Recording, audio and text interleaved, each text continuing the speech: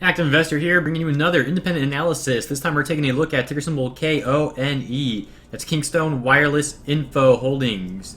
The chart we're looking at here today is a 5-minute chart. Each candlestick on this chart representing 5 minutes of trading. So if we go back only to the beginning of the day, on an intraday level, we're going to take a look at the areas of support and resistance and the overall trend for KONE.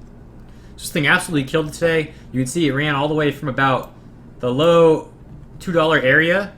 Actually, it opened up right around $1.72. High at $10.19. So absolutely insane day for this stock. Huge gains were made, and a lot of people made a ton of money today on this thing. But you could have also lost money. Let's take a look at some of the areas that would have been good to enter, some of the areas that would have been not so good.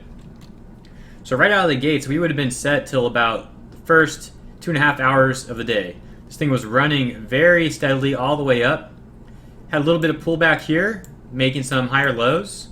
But then it went off again, making some higher lows again. And then some lower lows, and lower lows. But the trend was still up. We were still above this yellow line. That's the 50-period average. So this thing had enough momentum to come back up, and that's where it made the high today at $10.19. Falling in line with that is the 13-period moving average crossing back over the 20, and both averages still above that 50-period average. Now, you can see here we had some major selling off happening, and we made lower lows here, and lower lows here. And when that happened, our candles fell under that 50-period average, and eventually our 20 and 13-period average also fell down there as well. So very risky to trade this thing once it's under that yellow line, that 50-period average. That means the overall trend is down, and it's going to have a lot of resistance to get back up. Now, taking a look at support and resistance, let's go through those areas, and let's just kind of mark those off. All right, so I'm just going to adjust this, and we'll take a look. So right there, that first line is going to be $8.50. Second line we're looking at is going to be $8.20. Kind of hard to see it though. You know what? I'm going to actually put that right here. So $8.20, $8.50. And then that segmented line in the middle, we're looking at $7.60. And that's going to be soft. That's a soft pivot point because it wasn't tested nearly as much as the previous ones. And that's right here. Then moving right below that, we have no, that can't be right. 750, yeah, I guess it is right, to 725.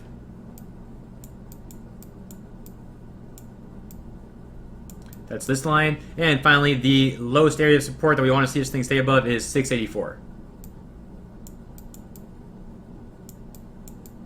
684. So 850, 820,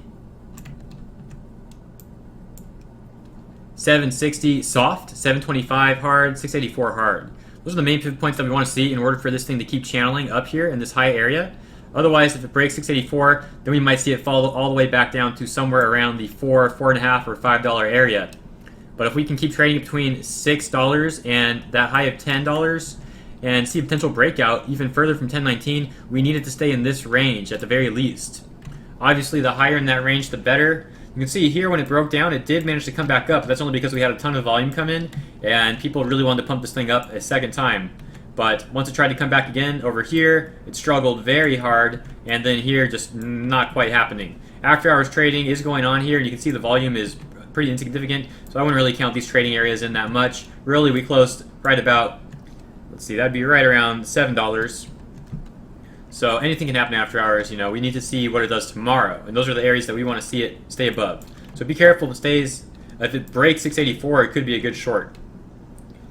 Now we went over the averages and the pivot points. I'd like to take a look at the relative strength index. So went over, bought over here,